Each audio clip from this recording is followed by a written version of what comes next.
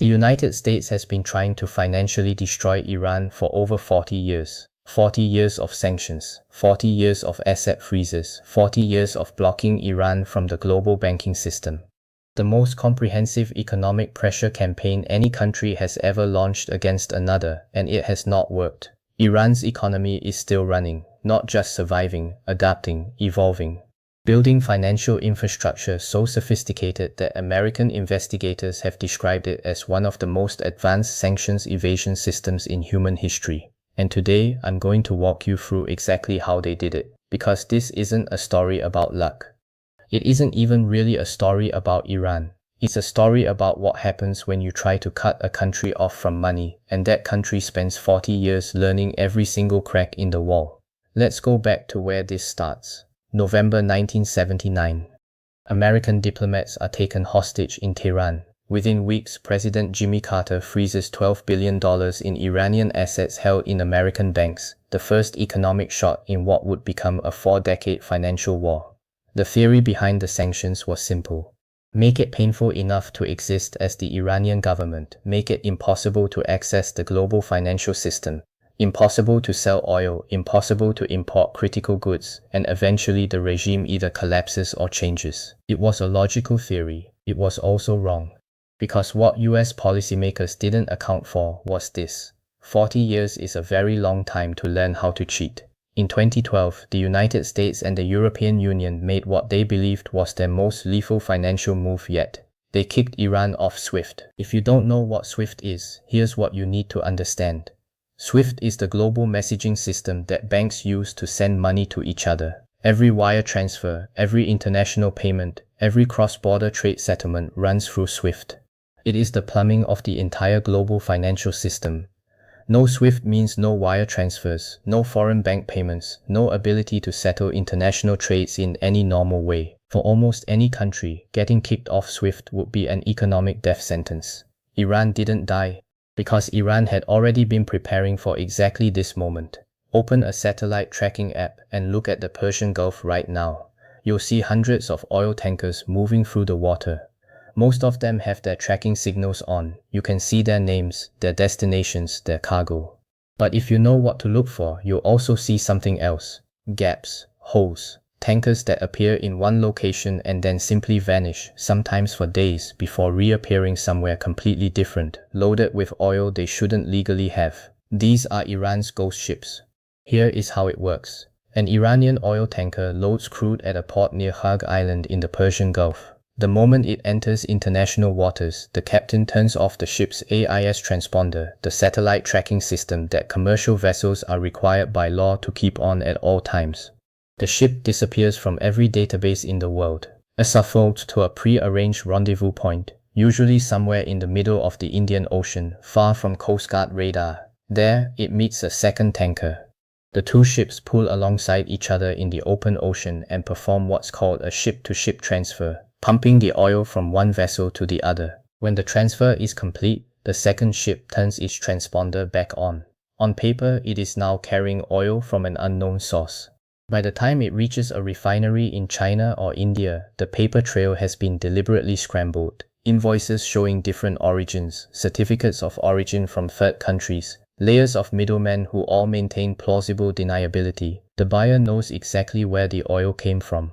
They just can't prove it. Now, oil is heavy, it's hard to hide, but money is easy. While the Ghost Fleet handles the physical product, Iran has built a parallel system to handle the payments, and the center of that system is not Tehran, it's Dubai. The United Arab Emirates, one of America's closest allies in the Middle East, is home to hundreds of front companies that serve as financial intermediaries between Iranian entities and the global banking system. Here's what the operation looks like on the ground. A company is registered in Dubai. It has an office in a glass tower on Sheikh Zayed Road. It has a legitimate website. It imports electronics from Asia and sells them to customers in the Middle East. It does real business. It pays real taxes. On paper, it is completely legitimate. But its primary function is something else entirely. When an Iranian company needs to receive payment from a foreign customer, the payment doesn't go to Iran. It goes to the Dubai company. The Dubai company takes its cut, typically between 5 and 15%, and then moves the money into Iran through informal value transfer networks, cryptocurrency, or couriers carrying physical cash. The US Treasury has sanctioned thousands of these shell companies. Iran creates thousands more. It is a game of whack-a-mole played at an industrial scale, and the side that manufactures the moles has a structural advantage. After 2018, when the Trump administration reimposed maximum pressure sanctions, something unexpected appeared in global blockchain data. Iranian IP addresses started showing up in massive volumes on cryptocurrency exchanges. Iran had discovered crypto, and not in the way most countries did. In 2019, Iran became one of the first countries on earth to officially legalize and regulate Bitcoin mining. It was a calculated move. Iran has some of the cheapest energy in the world, heavily subsidized natural gas that costs almost nothing to burn. That cheap electricity made Iran almost instantly competitive as a mining operation. At its peak, Iran was responsible for an estimated 8% of global Bitcoin production. But mining was only the beginning. The IRGC, Iran's Revolutionary Guard Corps, the military organization that controls much of the Iranian economy, began using cryptocurrency as a payment rail for international transactions. The mechanics were simple but elegant. An Iranian entity needs to pay a supplier in China. A normal bank wire is impossible, sanctioned, so instead they sent Bitcoin to a cryptocurrency exchange in China. The Chinese supplier converts it to yuan on the same day. The entire transaction settles in hours. No bank, no SWIFT, no paper trail linking the two parties. Here is the thing most people get wrong when they think about Iran's sanctions evasion. They imagine it as something the Iranian government runs. It isn't. The government provides cover, the government writes the policy. But the entity that actually runs the underground financial infrastructure, the ghost fleet, the front companies, the crypto networks, is the IRGC. The Islamic Revolutionary Guard Corps was founded in 1979 to protect the revolution. Over 4 decades, it transformed into something unprecedented, a military organization that directly owns and operates a massive economic empire. The IRGC controls construction companies, telecommunications companies, oil fields, banks, factories, ports, retail chains, shipping lines. Estimates from think tanks and intelligence agencies suggest it controls somewhere between 30 and 40% of Iran's entire domestic economy. This matters a lot because it means the entity doing the sanctions evasion is also the entity with the most resources to do it, the most motivation to do it, and the most to lose if it stops. Yeah. The IRGC doesn't evade sanctions because it has to.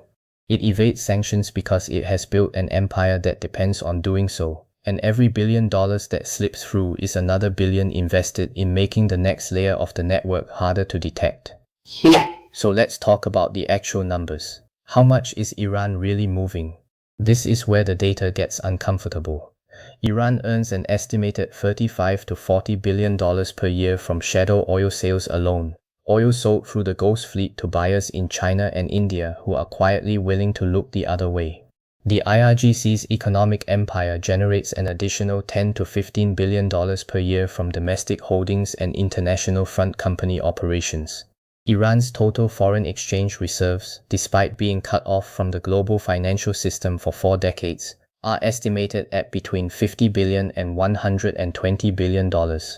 For context, those numbers are comparable to the foreign reserves of Portugal or Norway or the Czech Republic. Countries that have had full access to global banking for their entire histories.